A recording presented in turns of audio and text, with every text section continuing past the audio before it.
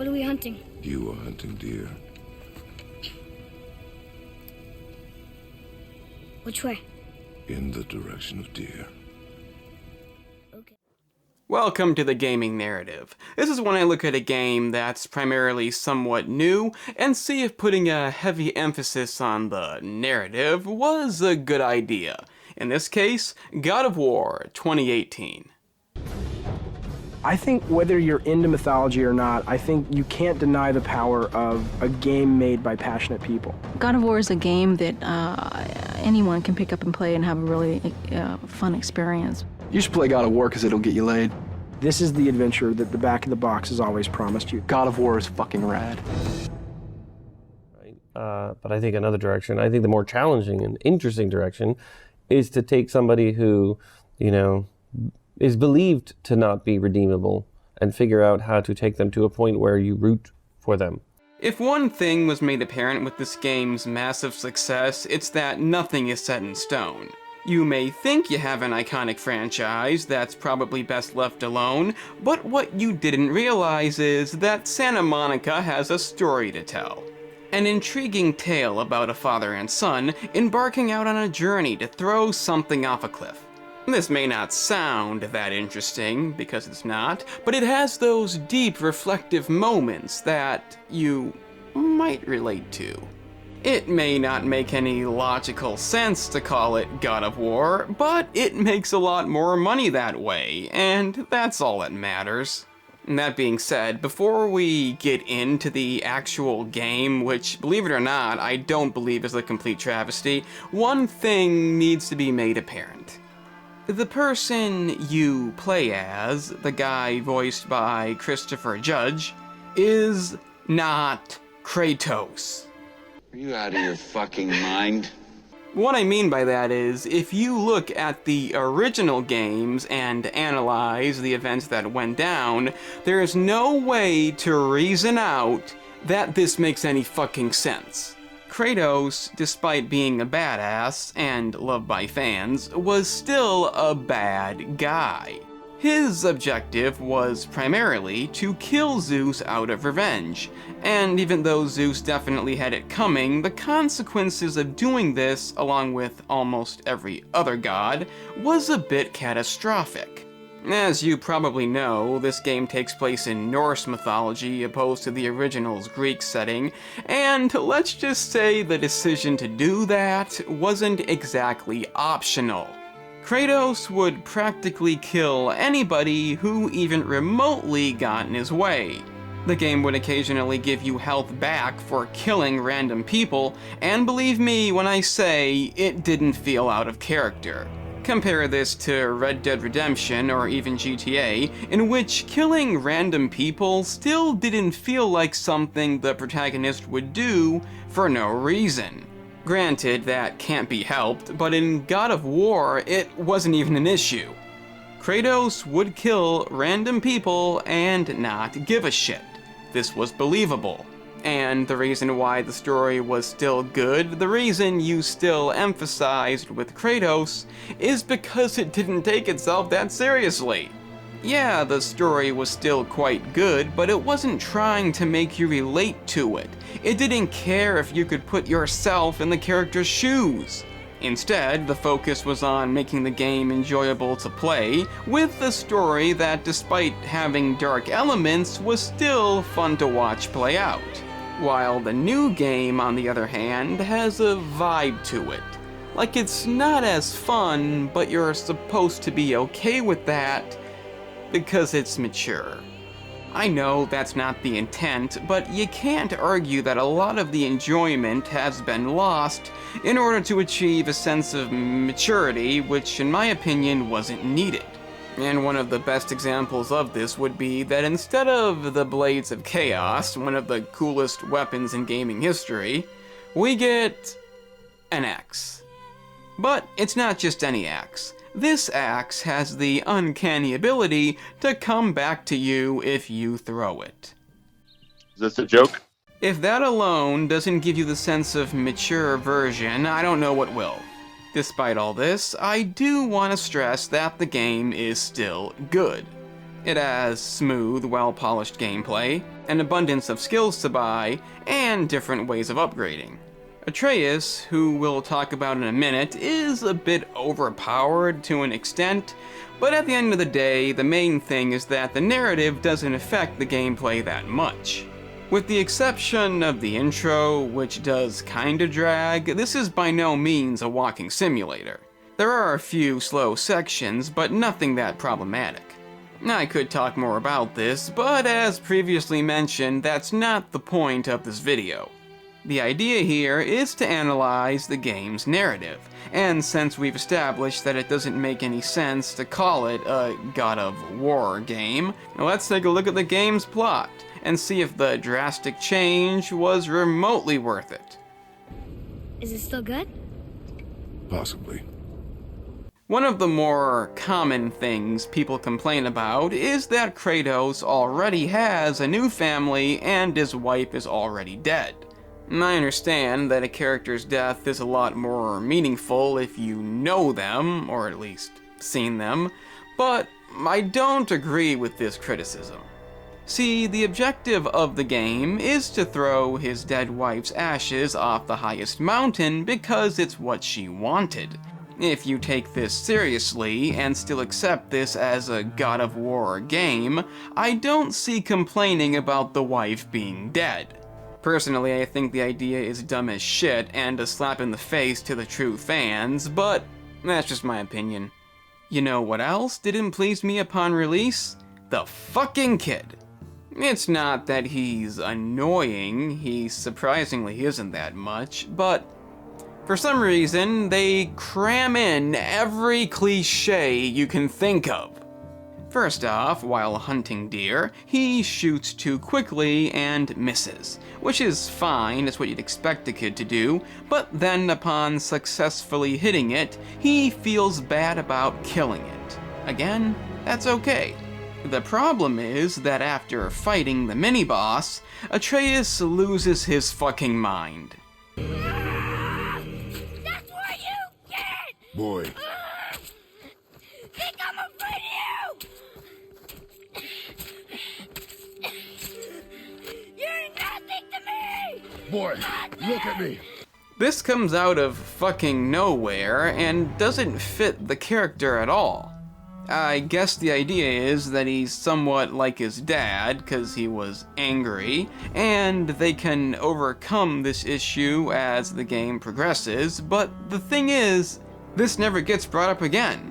I mean, it does once he tells him he can't come on the journey for this very reason, but he obviously does anyway, making the whole thing irrelevant.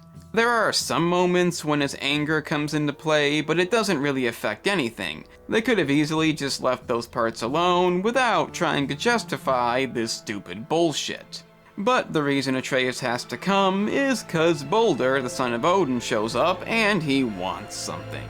He doesn't bother to say what it is, but in a game with surprisingly a lot of great characters, Baldur is probably my favorite. And here I thought your kind was supposed to be so enlightened, so much better than us, so much smarter. And yet you hide out here in the woods, like a coward. Kratos fails to peacefully resolve this, so they fight, resulting in an epic boss battle, which is a nice payoff after a relatively dull intro. During the fight, he does mention that he kinda doesn't feel pain and can't be killed, but that doesn't mean a snapped neck won't put him out of commission temporarily. So, like I said, Atreus must now come along, and the game, for the most part, does flow quite nicely. There's a good balance of combat and puzzle solving, along with some relative scenes that build on Atreus' reluctancy to kill living things. Other characters are introduced too, like Brock, a dwarf that becomes one of the game's merchants, who, along with his brother Sindri, crafted the Leviathan Axe. Sure, you're winning smiles armor enough, but why take chances? And then there's the witch, whose identity is currently unknown. She knows Kratos is a god right offhand, and tells him that he should tell Atreus, but he refuses. They head to the Lake of the Nine, essentially the game's hub, and encounter the World Serpent, the last remaining giant. They also meet Sindri, Brock's aforementioned brother, who he currently doesn't get along with. Yeah, but can you put it down over there? That handle is... No. Filthy. Honestly, I prefer Sindri to Brock, even though I'm sure many wouldn't, but regardless, the side characters in this game are all quite good. It's one of the game's better qualities. They come across what I'm going to call a roadblock, the details don't matter, and the witch tells them the only way to get past it is to obtain the Light of Alheim. What's funny about this is that I've heard a lot of people complain about it, saying that it disrupts the flow of the game. Well, that's kind of a lot of the game when you think about it. It's not exactly a flaw, but it is what tends to happen when games take place in open areas. And spoiler, it's not the last time.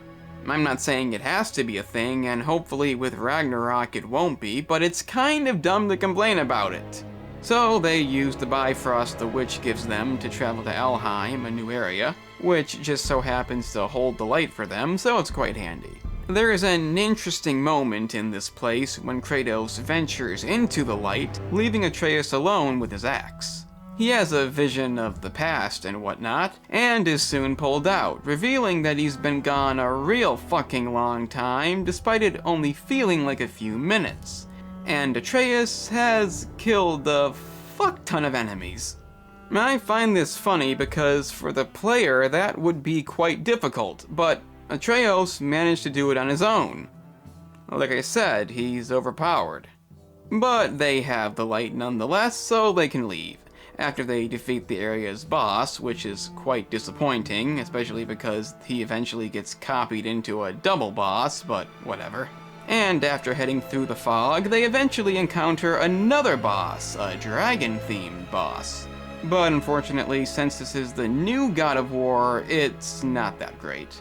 I mean, it's okay, it's better than most Dark Souls dragons, but that's not saying that much. If anything, it's an example of why this doesn't work in an RPG setting. It's just kind of boring.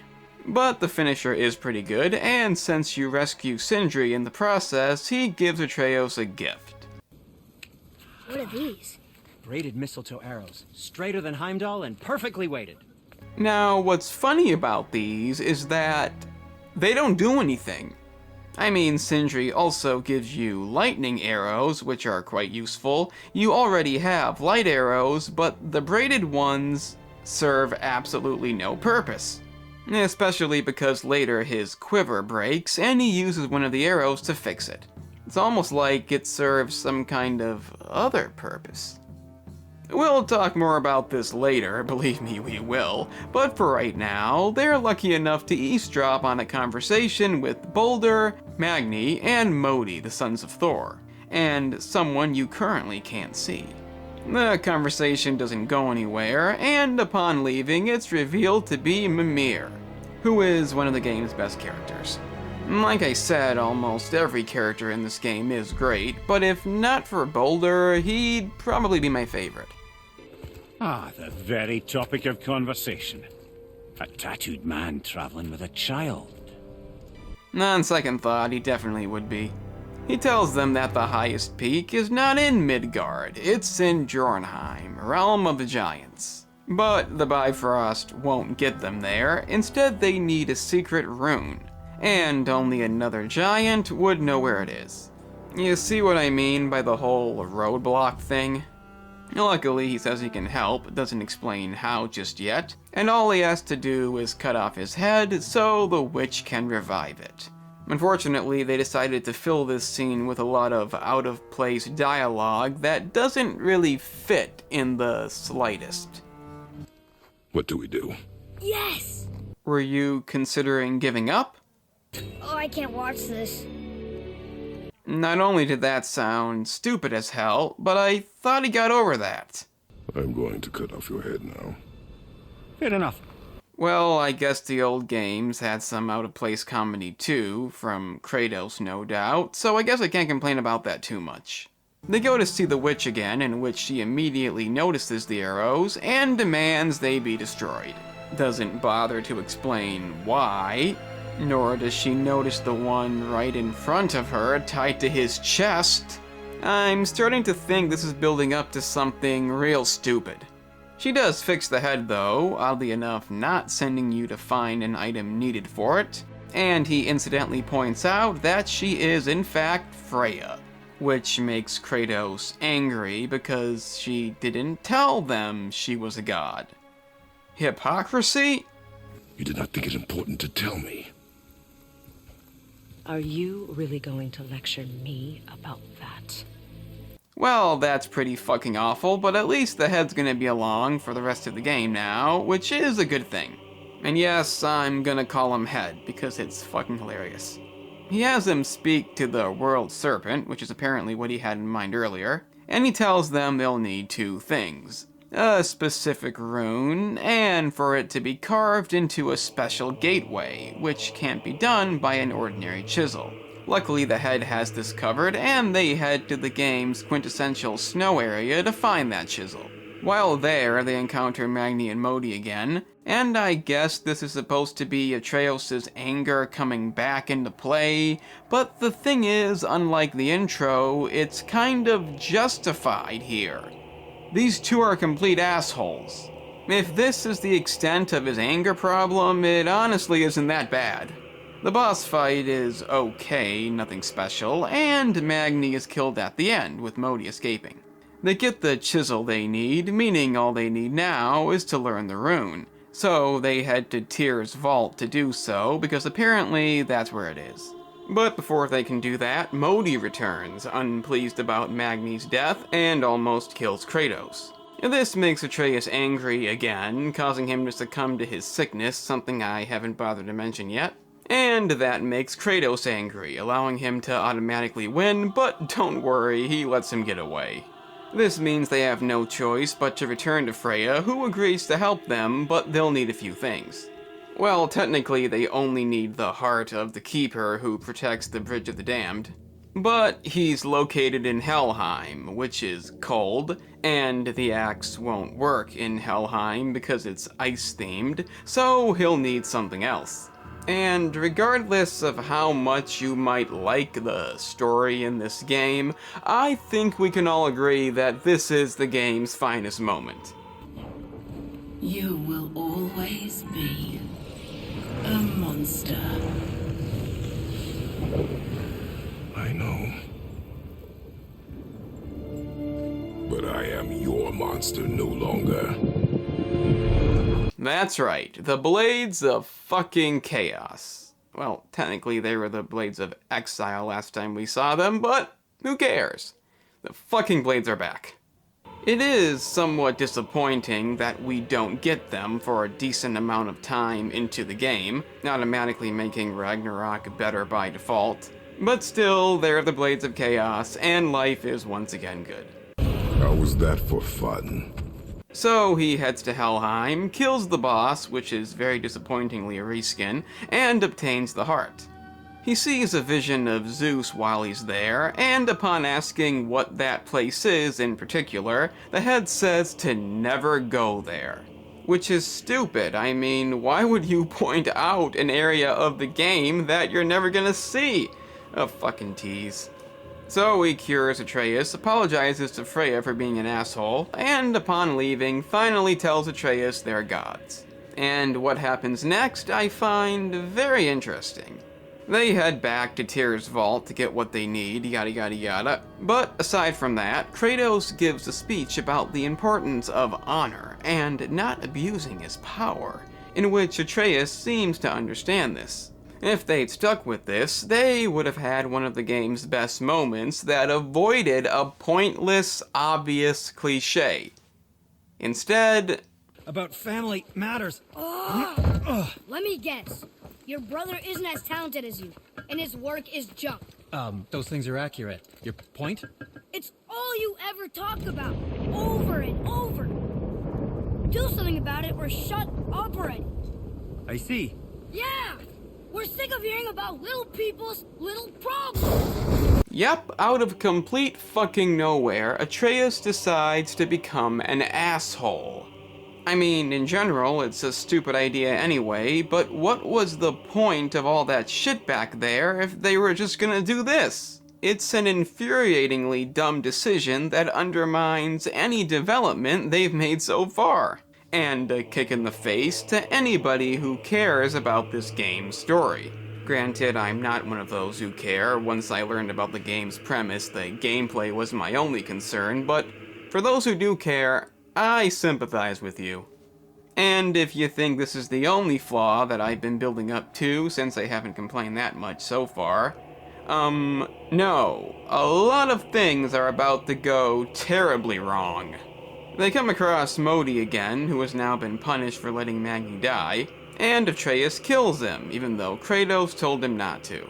Despite this, Kratos still won't tell him how he knows there's consequences for killing a god, but I'm sure when he eventually does, it'll be a good moment.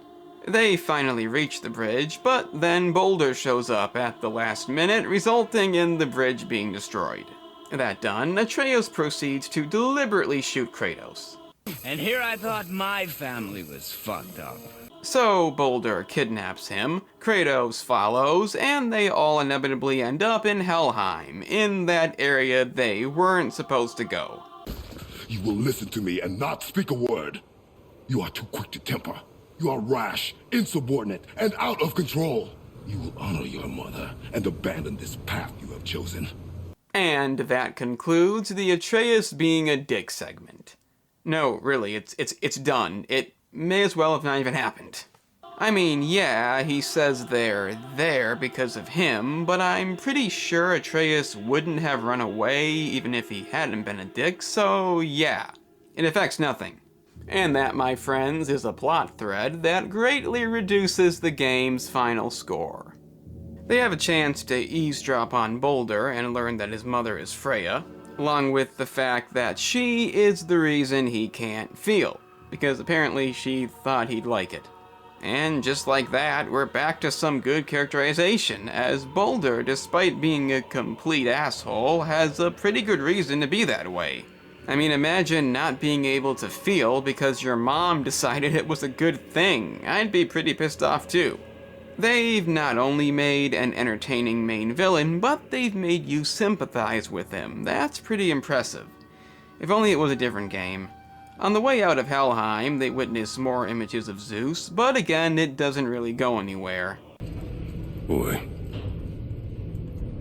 Before. When you saw. Why do you keep speaking like that? I mean, really, what's the point of this?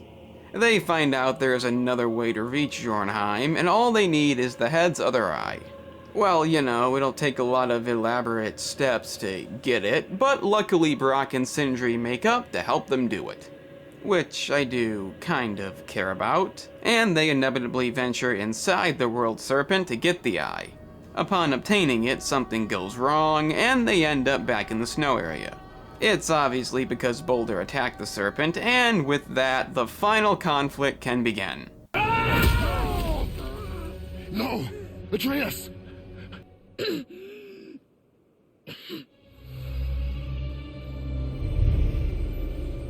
What is that?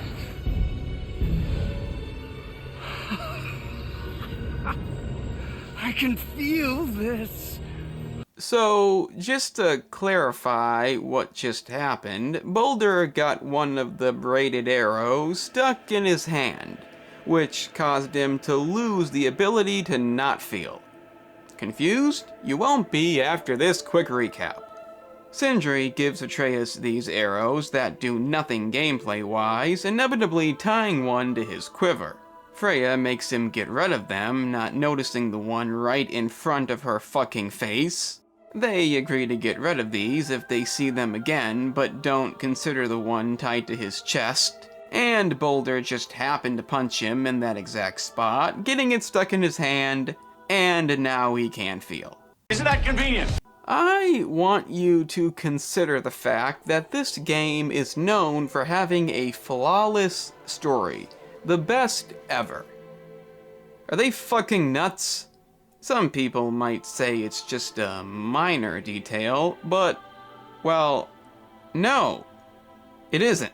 Boulder not feeling is very plot relevant, and up until this point, my favorite thing about the story. They could have resolved this in an intelligent manner, but instead they went with a bunch of random shit that just happened to work out.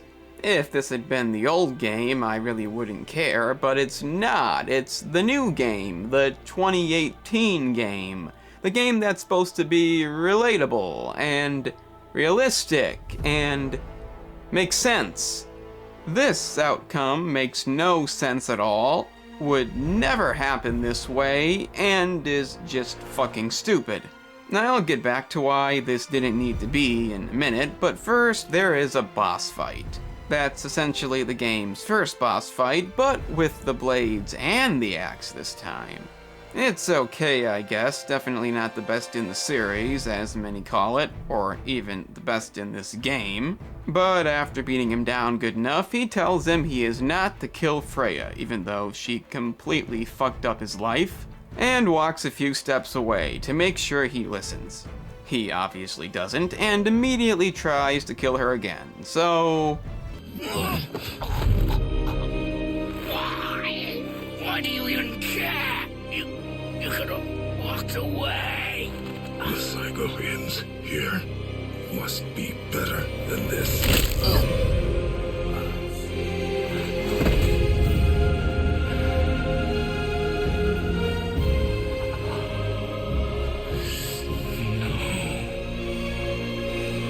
I really don't know how to feel about this. I mean, I guess the idea is that the revenge cycle has to stop, and I can respect that.